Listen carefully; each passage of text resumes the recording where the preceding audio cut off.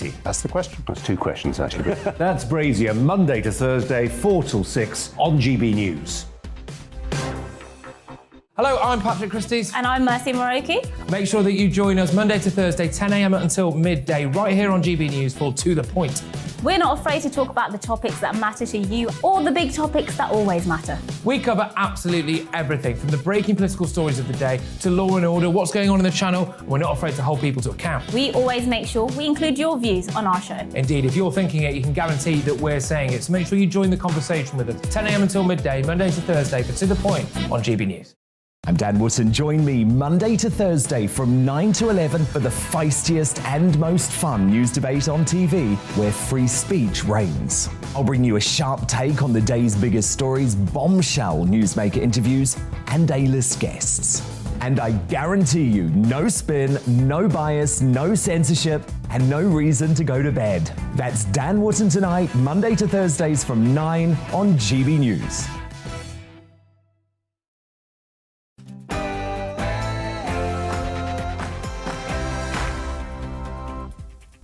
A very good afternoon and welcome to the Briefing PM, an hour of the latest political news, debate and analysis here on GB News. I'm Darren McCaffrey and here's what's coming up between now and 4 o'clock. Well, Parliament is back after a 2.5-week recess. It promises to be a busy day of politics this afternoon. We've got the Prime Minister facing Parliament for the first time since he was slapped a fine by the Metropolitan Police. We're also going to get a live statement from Priti Patel too. Plus, on other international news, the Russians are closing in on capturing Mariupol as the tensions turn towards the Donbass region. We'll get the latest from a military expert on what we can expect from the conflict in the next couple of weeks. And as I've been saying, the Home Secretary is going to update the Commons on the government proposals to send channel migrants to Rwanda. We'll have that for you live, and Kwasi Kwarteng, the Business Secretary, is due to address MPs as well about the cost of living crisis and increasing energy bills. All that, it's a busy programme. Do get in touch. GBViews at gbnews.uk or tweet me at GBNews. A hell of a lot between now and 4, but first, here's the news at the top of the hour with Rosie White.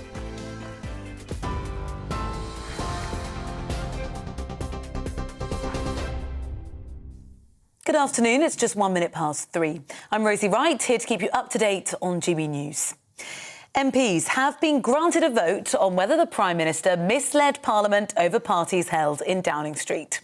The Speaker of the House, Lindsay Hoyle, says he received a number of letters requesting the debate, including one from the Labour leader, Sir Keir Starmer. The vote is scheduled to take place on Thursday. My role is to decide whether there is an arguable case to be examined. Having considered the issue, having taken advice from the clerks of the House, I've decided that this is a matter that I should allow the precedence accorded to the issue of privilege. Scheduling the debate for Thursday will, I hope, give members an opportunity to consider the motions and their response to it. This afternoon, Boris Johnson will face MPs that he were after for the first time since he was fined by police for breaching lockdown rules. He is again expected to make a full apology. Well, meanwhile, when it comes to international news, Boris Johnson has warned Ukraine is still in a perilous position despite setbacks suffered by invading Russian forces. Downing Street says the cabinet was also told the war is entering an attritional phase which could last several months. The Prime Minister is speaking to the US President and other world leaders to discuss further support for Ukraine and toughening sanctions against Moscow. It's after Russian troops launched a large-scale offensive along the 300-mile front line on Ukraine's eastern border. The Kyiv's mayor's brother, Vladimir Klitschko, told us at GB News that Ukraine won't surrender. I am, as everyone in this country, stand together against Russian aggression. And we are ready for everything and anything to defend our country. A man has appeared in court after 2 police officers were threatened with a knife in London yesterday. The 29-year-old's been charged with attempted grievous bodily harm and possession of a blade following the incident at Horse Guards Parade. He's been remanded in custody and will appear at Southwark Crown Court next month. Energy bosses are warning the government they must intervene to prevent what they say will be a horrific winter for many.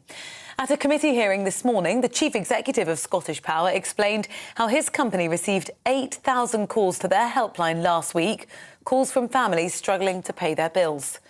Keith Anderson's calling for the government to introduce a deficit fund, reducing the bills of those in fuel poverty by up to £1,000 from October. Come October, that's going to get horrific, truly horrific. And it's got to a stage now where I honestly believe the size and scale of this is beyond what I can deal with. It's beyond what I think this industry can deal with. And I think it needs a massive shift, significant shift in the government policy. Train tickets for off-peak travel this spring are going on sale at a significant discount. It's being called the Great British Rail Sale. The Transport Secretary says more than 1 million off-peak tickets are going to be up to 50% off this month and the next.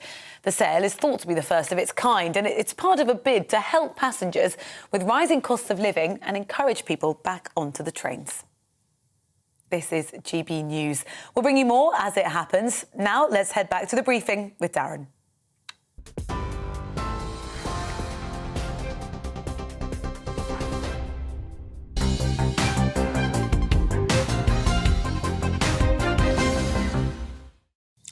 Thank you very much indeed, Rosie. It is 5 minutes past 3 o'clock on this Monday afternoon. We're on TV, online and on your DAB digital radio. Thank you very much indeed for joining us. Well, in just over 20 minutes' time, we're going to be going live to the House of Commons, where the Home Secretary will be addressing MPs on the government's plan to deal with the global migration crisis. This is then going to be followed by the Prime Minister at around 4:30. He's going to address MPs for the first time since he was given a fine for breaking lockdown rules by the Met Police. Boris Johnson is set to apologise for breaking those rules, but is expected to say that he did not knowingly mislead Parliament over that 2020 birthday party at Number 10. Opposition parties continue to accuse him of lying to Parliament. The Freeview insisted that, of course, he said that no rules had been broken. But as you may have heard of the news bulletin, there is expected to be a vote on Thursday that may well refer Boris Johnson to a committee in Parliament that will look into whether he may well have misled Parliament or not. Let's go to Westminster, speak to the Conservative MP for Lichfield. That is Michael Fadrigan. Michael, good afternoon to you. Thank you very much for joining us. A lot to get through. We don't want to focus purely on Partygate, but it is where we shall start, if that's OK.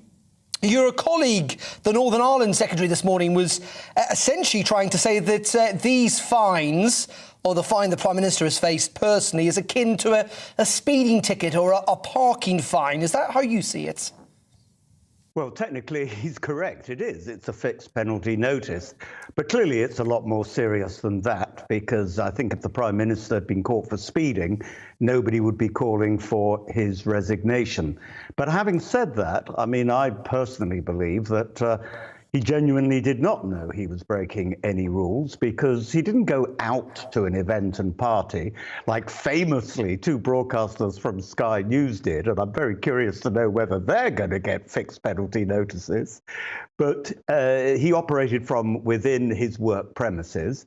And of course, the senior civil servant also involved with the maintenance of discipline in Number 10 was also, I don't think she's been fined, I don't know, but certainly she's admitted to being at one of these parties. In saying that, I mean, the reason we say, obviously, of course, that it's not an equivalence in many ways is because we were told that you had to stay at home to save lives. You know, Matt Hancock, the Prime Minister's Health Secretary, at the time, during the third lockdown, said that every time you try to flex the rules, that could be fatal. It could be fatal if you flex the rules. And that's why it is more serious, isn't it? But in the end, the Prime Minister should have known this. I mean, this is the weird thing, though, is he came up with these rules. If he didn't know what the rules were, how the hell were the rest of us meant to know? Well, the whole basis of the rules, and the Matt Hancock point that you gave was very good, actually, because the whole point of the rules was not to spread disease, to spread contagion. But of course, he was working cheek by jowl with these people anyway. So you're working in offices together, And I said earlier on parties, but actually, when is a party a party? I mean, if you have a cup of tea with people, is that a party? If you have a glass of lager with them, you know, but in saying that, party? I think Michael, in number 10 is a big building. You and others have pointed that out. There are different departments, but in different parts of that building, actually, they don't always come together. When people do come together, you're right, the virus had the ability to spread. So, for example, if it turns out that people... well, it's going to turn out that people were invited by one of the most senior civil servants in Downing Street to all gather in the garden, which the Prime Minister then attended, or indeed if it's proven that he has gone to a party that's been organised, that it goes beyond simply working cheek by jowl. Under those circumstances, then you would expect the Prime Minister to face further sanction, maybe even to resign, surely. Well, I know people think that I blindly follow the Prime Minister. I don't blindly. I have other areas of criticism of Boris Johnson. But I do have huge sympathy because, you know, you talked about meeting in the garden, meeting open air. And, for example, that infamous photograph, which was taken from number 11, of the Prime Minister sitting with his wife and two other people, quite separated in the garden, and rather dour groups of 3 or 4 spread out in the garden, I think he might well have taken the view that this wasn't going to cause contagion. And as I say... Well, yeah, but people were told they weren't allowed to sit on benches in parks at the time. Senior civil... Because of the delay, it's not a good idea if you interrupt me because it talks over me. I just wanted to say senior civil servants obviously didn't think they were breaking rules either. Over. OK, well, we're going to see what the Prime Minister says in just over an hour's time. Let's move on to the Home Secretary, because we're also going to hear from Priti Patel, aren't we, Michael, at around 3:30, where she's going to talk about this plan to send refugees and economic migrants to Rwanda. Do you agree with the Archbishop of Canterbury at the weekend, who said that the plan was ungodly? Well, I think as well he thought that God, wouldn't agree with it. I mean, I'm hugely impressed that we now have an Archbishop of Canterbury who actually does know what God thinks, because many of his predecessors thought that God's intentions were wondrous. But I don't want to get too much into theology here. The bottom line is it would be interesting to know what alternative he's suggesting. Does he think then that the people smugglers are a good idea? Does he think that it's rational for people to escape France to go to Britain? Is France such a bad place to live? So some people are suggesting that we should have processing sites in France, that we should have these sites in Calais, so we process people there. I don't know. Is that an idea you think the UK government should pursue? We have done that. We did that. We did that at Sangatte, which is was a major camp near Calais. The problem was that those people who were processed and then didn't get permission to go still then tried to make it illegally across the channel. The Rwanda thing is to try and deter people from going to people smugglers and then getting onto these incredibly dangerous boats, which is a reckless move, a desperate move. And try and stop them from even wanting to come or attempting to come to the UK, because they know they will then go to Rwanda. I mean, my hope is that very few people will go to Rwanda, because when people over in France realise that that's what's going to happen to illegal immigrants, then, they won't even attempt to cross the channel. Well, I mean, they could do. They just might not declare themselves when they arrive on the beach. Or get caught, yeah. Well, yeah, lots of them don't. And that feeds into my next point. One of the reasons, and you and others argue lots of these people trying to cross the channel are economic migrants rather than refugees. So one of the reasons they don't stay in France is because there's not really much of an informal economy. They've got an ID card system, which means it's quite difficult to get work in France unless you've got a form of ID. That's not the case here. Many people say you would almost solve this problem. The easiest thing to do, solve it overnight, is if we had an ID card system in this country, which means it would be much more difficult for these people, economic migrants, to simply go undercover, go into the black economy, if you like. Well, yes. In fact, I was just shifting around there because I was going to show I've got an ID. I'm not sure I'm supposed to show it on television, but that's my House of Commons ID. Look, I remember voting. Tony Blair, I think, tried to introduce ID cards, and lots of Labour MPs, as well as Conservative MPs, voted against it because, we just felt this is not the sort of thing that a liberal country like the United Kingdom has. But Darren, if you were right, and I just don't know, if ID cards meant that it would stop migrants from travelling across, I'd be willing to trade that off and vote for ID cards. But I'd have to be pretty convinced that that would stop these illegal migrants. Well, you heard it here first. We may come back to that at some stage. Just very finally, Michael, just on the issue of immigration, before we have to wrap it up. I mean, are you still beholden? Is the Conservative Party still beholden? I mean, clearly they're not. But I mean, do you think it's an issue of regret that migration is not down to the tens of thousands, as had been promised, of course, by both David Cameron and Theresa May? Yeah, I mean, I've never been anti-migrant, to be honest with you. And I was a rabid Brexiteer and over the moon when we voted to leave the European Union. But I did that because of the sovereignty issue. It wasn't because of immigration. But clearly we've got to control it. I mean, we don't want large classes in schools. The health service is under pressure. We can't have uncontrolled migration. By the way, don't forget on this Rwanda thing, I don't know whether the Archbishop of Canterbury thinks that Israel and also Denmark are ungodly, but both those countries, Denmark at the moment and Israel did, have an agreement with Rwanda to do just precisely what we're planning to do. And we know that Israel abandoned it after it was proven that only 8 of the refugees they'd sent were still there, because most of them had left, and that may well be the case here. No, the reason I ask about the overall number is because new figures show that there were 240,000 work-related visas granted last year, compared to 25% that was higher in 2019, i.e. the numbers are going up. The number of migrants moving to Britain legally is going up. Are you happy that it is in those figures, 240,000 people arriving in the last year? Well, I represent a rural constituency. Lichfield is a cathedral city and we're surrounded by farms and rural area. And it's been a real problem getting fruit pickers and others. So actually where we have a shortage of labour, good plumbers, really, I don't know why English people or British people don't do it, but where we have a shortage of labour, yeah, it's perfectly legit. Look, Britain's got one of the fastest growing economies. In fact, I think it's the fastest growing economy in the G7, certainly faster than the rest of the European Union. So providing that we can accommodate, in the broadest sense of the word, providing schools, homes, hospital facilities and whatever, for the population that comes in and give them jobs, it strengthens all of us if, we've got a large number of people in employment. But, this is a small country geographically. It's only half the size of France. So, there has to be some sort of limit.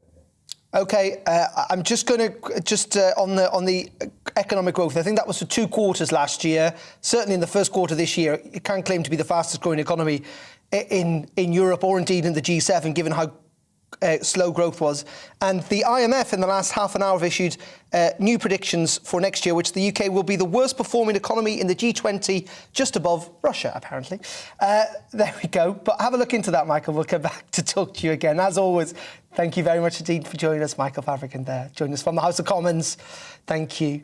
Let's move on now to Ukraine, because Russian forces have been accused of using devastating bunker bombs to target remaining Ukrainian troops.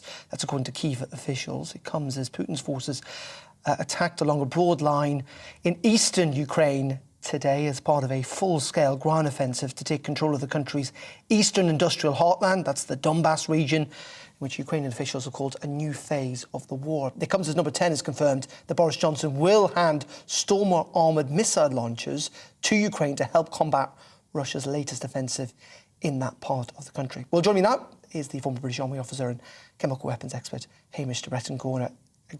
Hamish, as always, thank you for joining us. There is little doubt, it seems, that this new offensive is well and truly begun. Yes, Darren, good afternoon. It does seem pretty clear. We know for the last few weeks that the Russians have been restructuring, moving their battle groups around. We believe about 71 battle groups. This is about 1,000 people in these battle groups with tanks and artillery are now starting the campaign in the Donbass. But a very wide front. It seems like a lot of people and a lot of tanks and stuff, but over a 300-mile frontage. Actually, that's pretty thin. And by all accounts, the Ukrainian army and defenders are well dug in and well positioned. And I think the Russians are going to have real trouble. We saw them around Kiev and other places performing pretty badly, morale low, and we know they have real difficulty with their logistic tail, keeping the tanks full of fuel and also ammunition. So I think they're in for a really tough time and sticky time. And I don't think that the Russians are going to progress as Putin and Lavrov are suggesting. And, we're going to see a lot of casualties, I expect, on both sides over the next few weeks and months. And it's critical that we keep supplying them with that vital anti-tank weapons and help them to clear their skies by giving them anti-aircraft capability as well. Is the concern, though, not Hamish, that actually Russia are sending more troops in, they still have superior numbers, that those supply line issues are a little less eased, or a little more eased, I should say, by the fact that they've held large parts of the Donbass region for years now, and also that Ukrainian forces may well be quite tired, even though they've got elite forces in that region, they have been fighting for literally years. Darren, you're right. Absolutely. This is why they're focusing on the east. So at least their supply lines should be better than they were in the north. But it is, I'm sure a lot of other people have detailed, it's much easier to defend than it is to attack. And morale, fighting spirit, if you like, is 10 as to 1 the physical. We know that the Russians, mainly conscripts, mainly young kids who are being pretty poorly led. We know that they're taking huge amounts of casualties. That, to me, still gives the advantage to the Ukrainian defenders. And we've seen how effective a lot of the weaponry that the UK in particular has given them. And I think the Russians are going to get bogged down. It's not, although it's very wide open ground, and I was a tank commander for over 20 years, so have a bit of personal experience here. Actually, with the soft soil, I think again, as we saw around in the north, we're going to see lots of these tanks getting bogged down.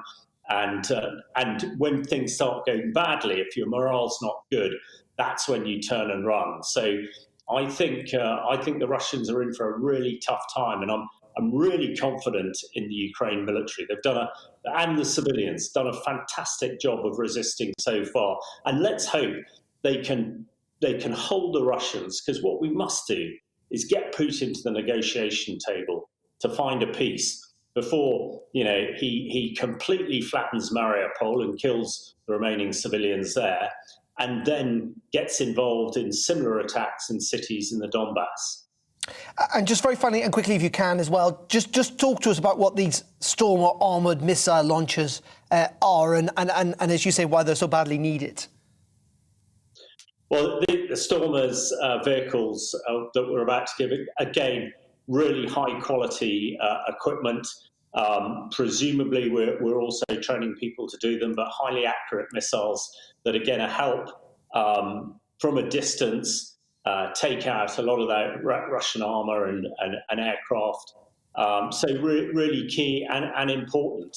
And the sooner it gets there, I suppose that's the only concern. But a lot of kit's been promised by ourselves and the Americans, but we've got to get it out to those people defending around the Donbass as soon as we can. And most importantly, a lot of that handheld anti-tank weaponry, and make sure that they've got those, because we've seen how effective the Ukrainian defenders have been. And if they can hold the Russians, that's, I think, our best hope of getting them to the negotiation table. OK, really appreciate your thoughts and analysis. As always, Hamish, thank you very much indeed for joining us. That's Hamish de Bretton-Gordon there with the latest on the situation on the ground in Ukraine. Do get in touch, by the way, GBViews at gbnews.uk. Coming up in just a couple of minutes, we'll be live in the Commons, where Priti Patel is making a statement, the Home Secretary, on the migrant situation. Over 1,000 people travelled across the Easter period. Despite that announcement, we'll have the latest from Parliament after we bring up to date with the weather on this Monday afternoon. Hello again, I'm Stephen Keats with your latest Met Office update. Over the next 24 hours, we'll see showers generally fading away, some clear spells tonight, but then for many places it will be a warmer day tomorrow with more sunshine. Now, for the last couple of hours, we've seen those showers building across parts of England and Wales, a few heavy ones now. Some showers too for the Western Northern Ireland, Western Scotland. I think for the Western Northern Ireland, as well as parts of central Southern England into the West Country, the odd sharper shower through this evening, the odd rumble of thunder possible. But the showers fading away as we move on into the early hours of Wednesday morning. Clear spells to many places across England and Wales. Variable amounts of cloud. The clearest weather probably across parts of Northern Ireland and Scotland. Got a few fog patches for Northern Ireland. And a touch of frost in the countryside, particularly for Northern Britain. That's underneath this ridge of high pressure, which will increasingly dominate the weather, I think, as we move through Wednesday. These fronts in the west not really making that much in the way of inroads. So for some of us, it will be a chilly start into Wednesday morning, but the frost soon lifting underneath the strong April sunshine. And then for many places, where we've got bits of cloud first thing, that'll tend to break up. Elsewhere, a few patches of cloud developing, but for many places, it will be a day of more sunshine compared to what we've seen today.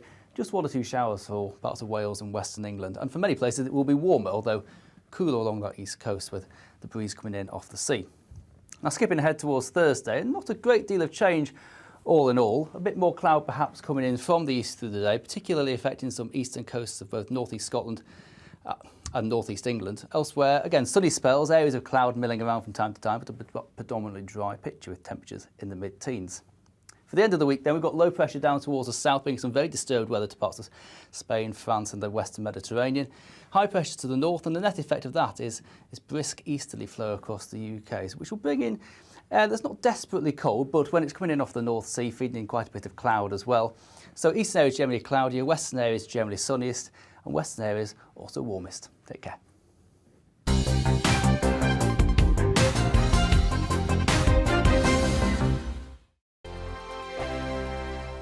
Hello, I'm Michelle Dewberry, and you can join me every weekday 6 till 7 on Jubes and Kerr. Me and my panel will get stuck right into the day's events, and I can tell you, in fact, I can warn you, expect some robust debate, some strong opinions and perspectives from both sides of the fence. It's about you at home as well. I love to read out all of your comments, or at least as many as I can. So join me, Michelle Dewberry, Monday to Friday, 6 till 7 on Jubes and Kerr. On radio, they call it the drive time slot, 4 p.m. until 6 p.m. as listeners head home. It's that part of the schedule when the dust of the day's events begin to clarify, and we try to make sense of it for you. Brazier is drive time for radio and TV. It's fast, it's punchy, it's opinionated, there's a Brazier angle and a little bit of levity. That's the question. That's 2 questions, actually. That's Brazier, Monday to Thursday, 4 till 6 on GB News. Hello, I'm Patrick Christie's. And I'm Mercy Moroki. Make sure that you join us Monday to Thursday, 10 a.m. until midday, right here on GB News for To The Point. We're not afraid to talk about the topics that matter to you, or the big topics that always matter. We cover absolutely everything, from the breaking political stories of the day to law and order, what's going on in the channel. We're not afraid to hold people to account. We always make sure we include your views on our show. Indeed, if you're thinking it, you can guarantee that we're saying it. So make sure you join the conversation with us, 10 a.m. until midday, Monday to Thursday, for To The Point on GB News.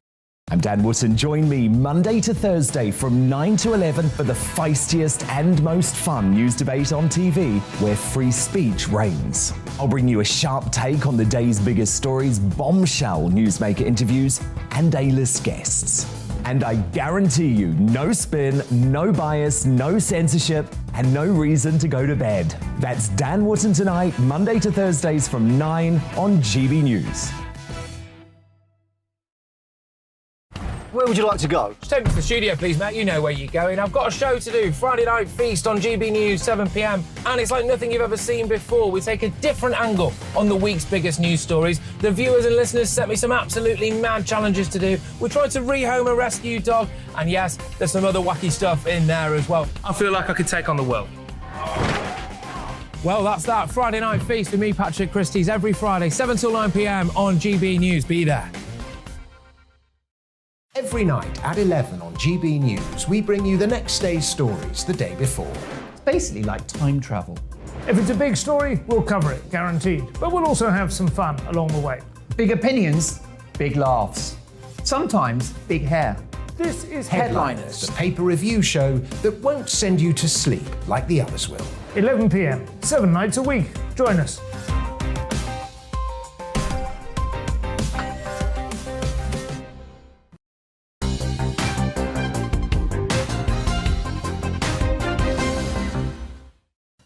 Very welcome back to GB News. It is 29 minutes past 3 o'clock on this Monday afternoon on TV, online and on your DAB digital radio. Busy afternoon in Parliament, back after its Easter recess. We're going to hear from Kwasi Kwarteng, the Business Secretary, a little later on, talking about energy prices. It follows, of course, those pleas of concern, really, from the energy bosses, saying that this year is going to get incredibly difficult for them and for their customers. Before that, though, the Prime Minister is going to talk about Partygate, going to apologise, but also likely to talk about his agenda on what he wants to focus on getting on with the job, as he would say. But first, in the next couple of minutes, we're going to hear from Priti Patel on that announcement last week about sending migrants to Rwanda. Let's join our political correspondent, Tom Harwood, who's across all of this. He is outside Parliament, as you can see. Tom, just first of all, bring us up to date with what's happened in the last hour or so, with Lindsay Hoyle announcing that there will be a vote on Thursday. Yes, the Speaker in the last hour or so has approved a request from the Leader of the Opposition, Sir Keir Starmer, who wrote to the Speaker requesting that Parliament may have a say on whether or not the conduct of Boris Johnson may be referred to the Standards Committee of Parliament, so the Procedure Committee of Parliament. And indeed, what has happened is that Lindsay Hoyle has said that Sir Keir Starmer may lay a motion to be debated on Thursday with regard to this. So that's, of course, when the Prime Minister will be just over 4,000 miles away in New Delhi in India. But Parliament will, at that point, have the opportunity to vote on whether or not likely to refer the Prime Minister to the Procedure Committee, at which point that committee, a relatively powerful committee, it can summon evidence, it can demand things like photographs, for example, and pore over decisions, and it also can adjudicate over whether or not the Prime Minister misled the House. So it's a really quite substantive motion that will be before the House on Thursday, most likely. We won't see the text of that motion until the Leader of the Opposition likely publishes it tomorrow. But clearly a very substantive day in Parliament, and at 8 p.m. this evening there's a meeting of the Parliamentary Conservative Party. It will be addressed by the Prime Minister, no doubt. At that meeting, the people at the top of the Conservative Party will be gauging the mood of the Conservative Party. Of course, the Tories have an 80-seat or so majority in Parliament. They really need to know which way their MPs will be thinking about how to tackle this motion, how to deal with this motion, because more likely than not, the Prime Minister does not want the Parliament to refer this matter to that committee, chaired, of course, by the vocal Labour MP, Chris Bryant. Indeed, and lots of party politics clearly at play, isn't it, Tom, with essentially the opposition trying to keep the parliamentary pressure up as much as they can ahead of the local elections in just a couple of weeks' time. Before all of that, though, we've got Priti Patel in the next couple of minutes in the Commons. She's had a testy weekend in many regards, attacked by the Archbishop of Canterbury, but also the very fact that those migrants continue to travel across the Channel despite that announcement last week. Well, yes, absolutely. The announcement, of course, came at a time when both the Prime Minister and the Home Secretary concurrently announced this new policy. Of course, while Parliament was in recess, this is the first opportunity the Home Secretary will have to explain her proposal in greater detail to Parliament, and indeed be questioned on it by MPs. Of course, that's expected in just a few minutes' time. But really, this is a proposal that has come under a great deal of scrutiny, not just from, as you said, the Archbishop of Canterbury, but the media, opposition MPs, and indeed one or two opinion polls suggest it might not be as popular as the Conservative Party thought when proposing it. What we are expecting in the next couple of minutes is the Home Secretary speaking on the global migration challenge, as she describes it. Of course, at the time of the announcement of this policy last week, the Prime Minister said that this situation had been getting worse. The number of small boat crossings had been increasing, and indeed the government expects those number of crossings to get worse before it gets better. Indeed, this proposal, this deal that has been signed, that has been struck with Rwanda, is expected as well to be challenged in the courts of the United Kingdom. It's not just about offshore processing, of course, because that would imply that those who are granted asylum could come to the UK. No, this is about any single person who travels across the channel illegally, who is then moved to Rwanda, whether or not they are granted asylum or otherwise. That is then an issue for the Rwandan government to deal with. It's a really quite radical departure from how migration policy has been handled in the last few decades in this country, and no doubt there'll be many questions on it from members of Parliament across the House when Priti Patel gets to her feet in just some moments' time. Yeah, and hearing from some colleagues inside the chamber that it is starting to fill up with MPs. We're expecting her to be on her feet in the next minute or so. Just before we do that, just very quickly, Tom, you know, we talk about Partygate, we talk about this immigration issue, but probably the biggest concern for the government right now is inflation, it is the economy. And in the last hour or so, terrible economic predictions for the UK, expected to have the slowest growth in the G7 and across Europe's main economies over the next year at just 1.2%. And according to the IMF, expected to have the slowest economic growth in the G20, apart from Russia, in 2023. And all this, of course, while the government has been trumpeting that they've got the fastest growing economy in the G7 last year. This is going to be really difficult, isn't it? That the UK economy is potentially going to hit the buffers again.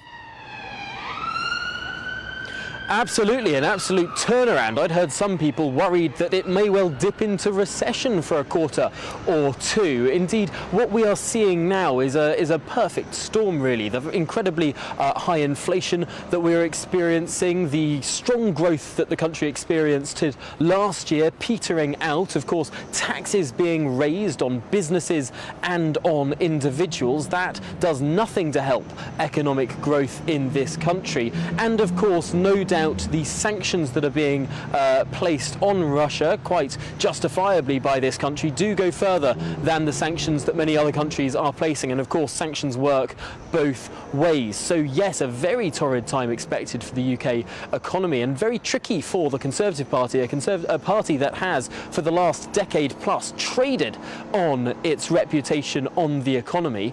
Well, according to some opinion polls now, the Labour Party is more trusted on keeping taxes lower, and indeed the Conservative Party in one or two polls, not in all of them, but in a couple of polls, has lost its lead in terms of being thought of as the best party to manage the British economy. A really quite concerning time with regard to the Conservative Party's fortunes. Of course, being able to trade on a strong economy, on strong growth, was their most important electoral asset. Well, with that dripping away with the aftermath of the pandemic, and indeed with those tax rises as well, it's a very sticky situation for this Prime Minister and indeed this Chancellor, who had the most torrid 2 weeks over the last couple of weeks, and is potentially now, there are many rumours surrounding the Chancellor, whether or not he'll be moved from his post at the next reshuffle. Everything is to play for, but yes, certainly very concerning news for the country. And just very finally, Tom, before we let you go and go over to the comments for Priti Patel, is it in your mind the next kind of big mark or the next significant moment that we at least know of, all these local elections in a couple of weeks' time? They could be quite decisive, I think, for probably channeling some of the Conservative MPs' thoughts on what should happen next. Oh, absolutely. Whether or not Boris Johnson receives 1 or 2 or 3 more fines handed out by the Metropolitan Police, I think will matter less in the minds of Conservative MPs than how their constituencies vote in these local elections. After all, this Prime Minister's fortunes have risen and fallen based on the fortunes electorally of the Conservative Party. That's been something quite different compared to some of his predecessors. Of course, Margaret Thatcher always had a following based on the ideas that she was pushing through, an ideological following within the Conservative Party. Boris Johnson, on the other hand, has never been seen to be a particularly ideological politician. He has been backed by Conservative MPs not because they have a particular affinity to his programme, but because they think he's a winner, because they think he's someone who can win those elections and keep them in their jobs. Well, as soon as the Prime Minister stops looking like a winner, and the first test of that, of course, will be those local elections on the 5th of May. As soon as the Prime Minister may stop looking like a winner, the Conservative Party expected to have a complete drubbing in those local elections. Well, potentially then the situation becomes a lot more difficult for the Prime Minister. Potentially that, more than anything else, will make MPs think now may be the time to think about removing the Prime Minister. Of course, on the other hand of the ledger, of course, is the fact that there is no immediate and obvious successor for Boris Johnson. We know how unpredictable Conservative leadership campaigns have been in the past and may well be in the future. Very rarely is it the case that actually the favourite to take the lead from the predecessor in a Conservative leadership election actually takes place. Thank you very much indeed, as always, for your analysis. Tom Harwood there in Westminster. I'm interrupting Tom because Priti Patel, the Home Secretary, is now on her feet in the Commons. Let's go live to Parliament.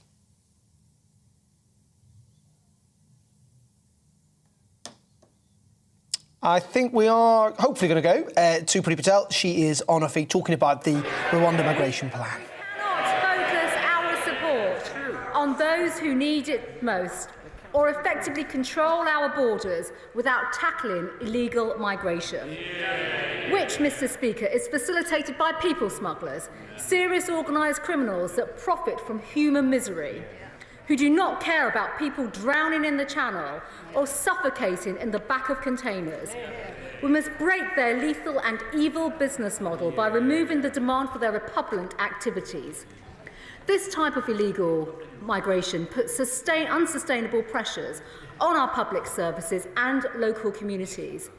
Every day, the broken asylum system costs the taxpayer almost £5 million in hotel accommodation alone.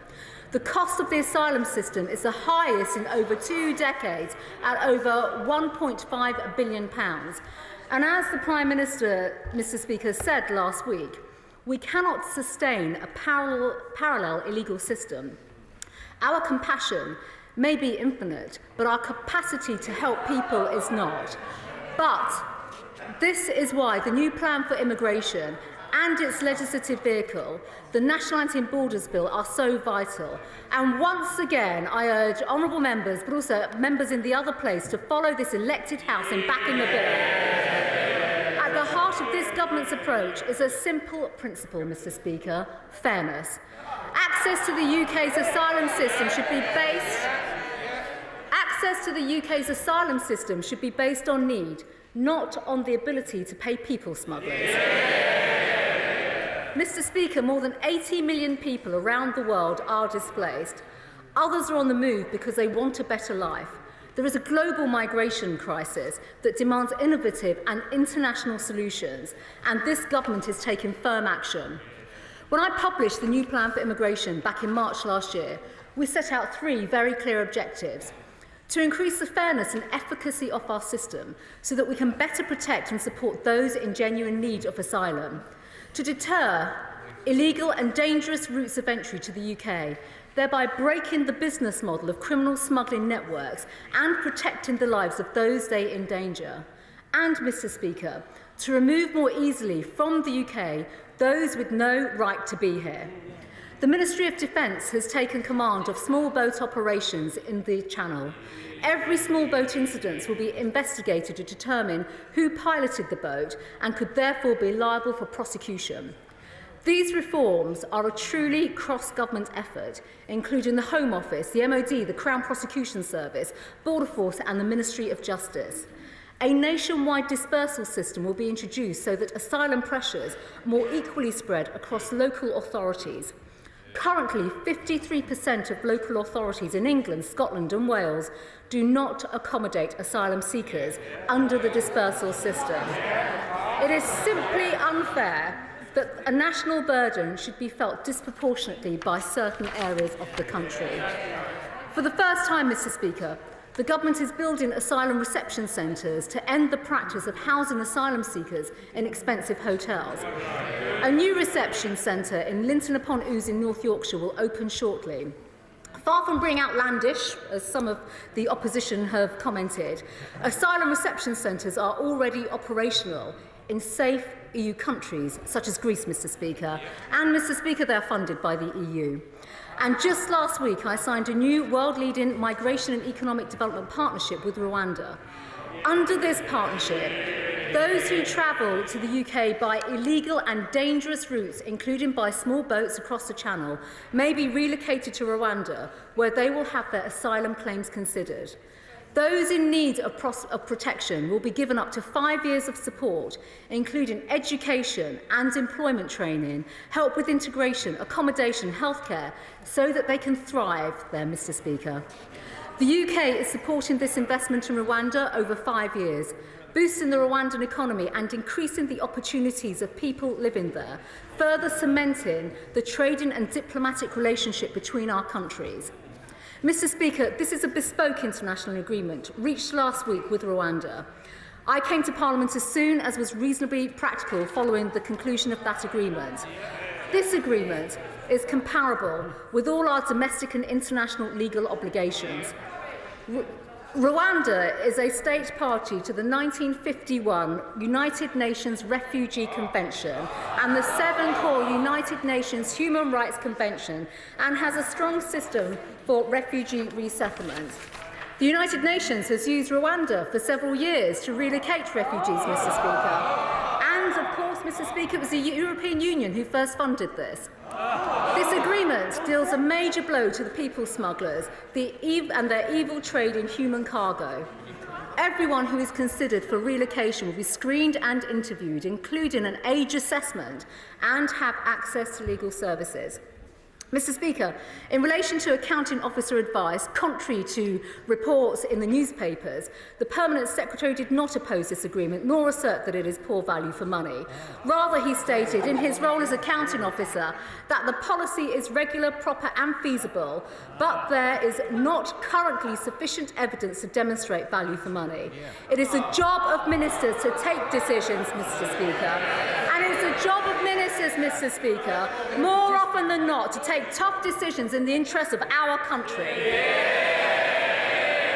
Existing approaches, Mr. Speaker, have failed, and there is no one single solution to tackle these problems, something that I think the benches opposite may have encountered in the past as well. Change is needed because people are dying attempting to come to the UK on illegal and dangerous routes. This partnership is a type of international cooperation needed to make the global immigration system fairer, keep people safe and give them opportunities to flourish.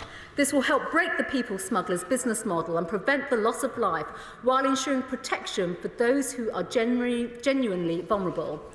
This government is delivering the first comprehensive overhaul of the asylum system and this type of illegal migration in decades. At the heart of this approach, Mr. Speaker, is fairness.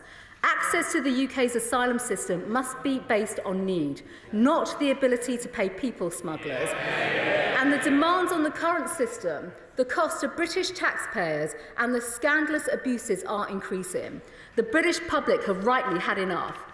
Our new plan for immigration will improve and support those directly fleeing oppression, persecution and tyranny through safe and legal routes. It will deter illegal and dangerous routes of entry to the UK, make it easier to remove those with no right to be in the UK, and, Mr. Speaker, provide a common-sense approach to controlling immigration, both legal and illegal. I commend the statement to the House. I call the Shadow Home Secretary, Yvette Cooper. Thank you, Mr. Speaker. We've seen over the last week, Mr. Speaker, this unworkable, shameful and desperate attempt to distract from the Prime Minister's law-breaking that the Home Secretary should not go along with, because she is undermining not just respect for the rule of law but also her office by providing cover for him. The policies that she has announced today are unworkable, unethical and extortionate in the cost for the British taxpayer. There's no information from the Home Secretary about the costs today. Will she admit the 120 million she's announced doesn't pay for a single person to be transferred? She hasn't actually got an agreement on the price for each person. In fact, the £120 million is the eye-watering price the Home Office is paying just for a press release. So what's the rest of the cost? What is this year's budget? How many people will it cover? The Home Office has briefed it might be £30,000 per person to cover up to 3 months' accommodation, but that is already 3 times more than the ordinary cost of dealing with an asylum case in the UK. And her statement says she's going to provide 5 years of cost. Well, in Australia, offshoring costs £1.7 million per person. That is over 100 times more than the ordinary asylum cost from here. So where is all the money going to come from in order to fund this plan?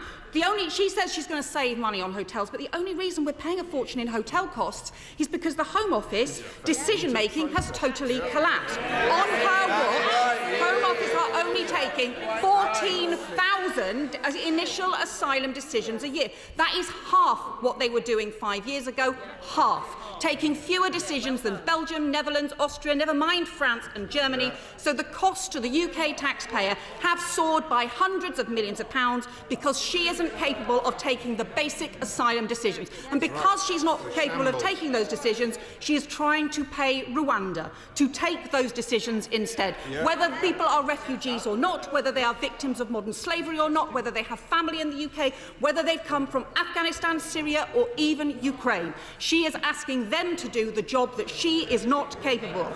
She says it will deter boats and traffickers, but the Permanent Secretary says otherwise. He says there's no evidence of a deterrent effect, and there has been a total failure to crack down on criminal gangs that are at the heart of this problem. The prosecutions for human trafficking, for non-sexual exploitation, are down from 59 in 2015 to just 2 in 2020. Just 2. Well, the criminals won't be deterred because someone they exploited was sent to Rwanda. They don't give money-back guarantees, which means they lose money if their victims end up somewhere else instead. They will just spin more lies, and she is totally failing to crack down on those criminal gangs. So why not get on with her basic job instead?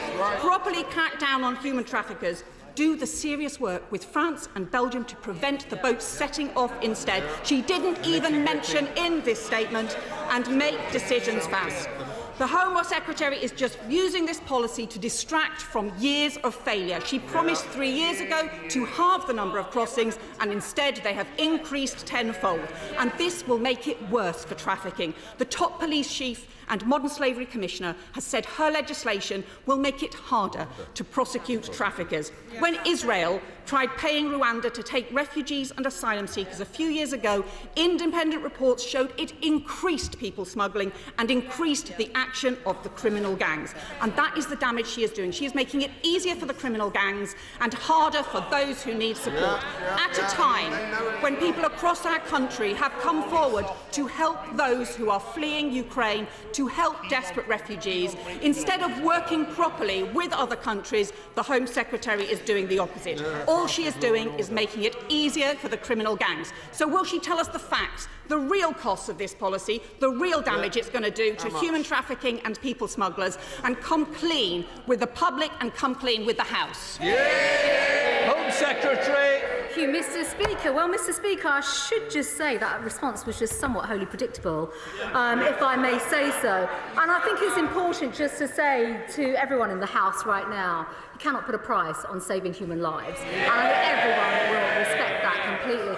And, Mr. Speaker, if I may, the Honourable Lady was a minister in the Blair government when the powers that have given this government to undertake the legal basis of this policy were introduced back then. and I don't remember the current Home Secretary, Shadow Home Secretary, exploding in this synthetic rage when she occupied a seat in the Blair government, when all those policies were put in action.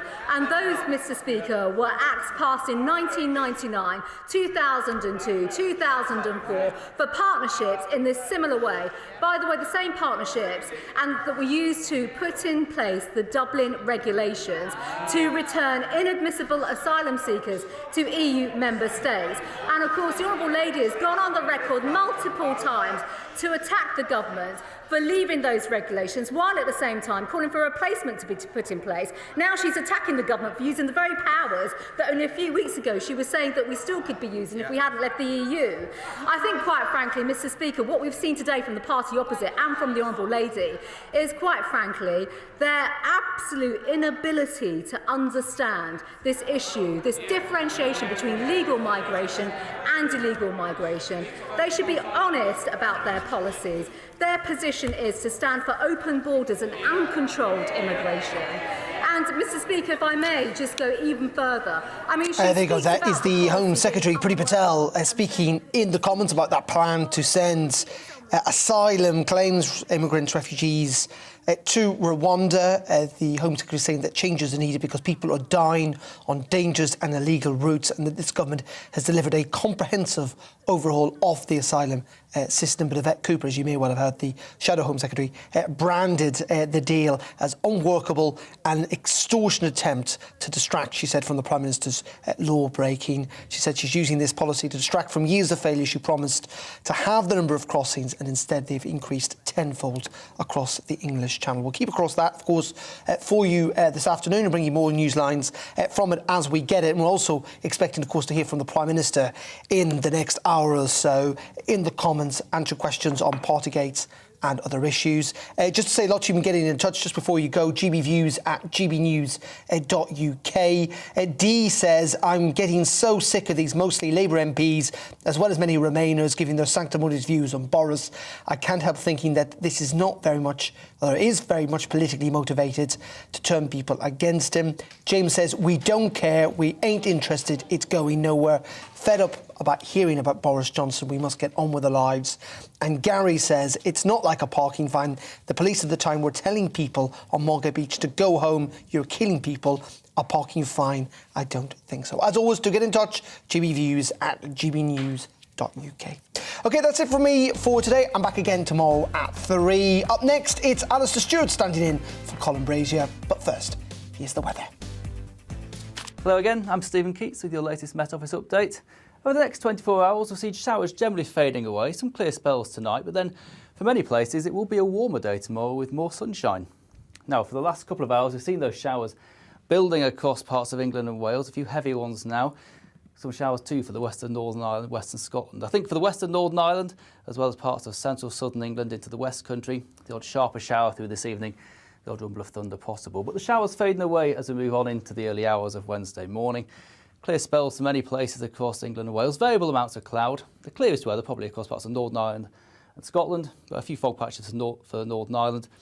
And a touch of frost in the countryside, particularly for Northern Britain. That's underneath this ridge of high pressure, which will increasingly dominate the weather, I think, as we move through Wednesday. These fronts in the west not really making that much in the way of inroads. So for some of us, it will be a chilly start into Wednesday morning, but the frost soon lifting underneath the strong April sunshine. And then for many places, where we've got bits of cloud first thing, that'll tend to break up. Elsewhere, a few patches of cloud developing, but for many places, it will be a day of more sunshine compared to what we've seen today. Just 1 or 2 showers for parts of Wales and Western England. And for many places, it will be warmer, although cooler along that east coast with the breeze coming in off the sea. Now, skipping ahead towards Thursday, and not a great deal of change all in all. A bit more cloud perhaps coming in from the east through the day, particularly affecting some eastern coasts of both northeast Scotland and northeast England. Elsewhere, again, sunny spells, areas of cloud milling around from time to time, but a predominantly dry picture with temperatures in the mid-teens. For the end of the week, then, we've got low pressure down towards the south, bringing some very disturbed weather to parts of Spain, France and the western Mediterranean. High pressure to the north, and the net effect of that is brisk easterly flow across the UK, which will bring in air that's not desperately cold, but when it's coming in off the North Sea, feeding in quite a bit of cloud as well. So eastern areas generally cloudier, western areas generally sunniest, and western areas also warmest. Take care.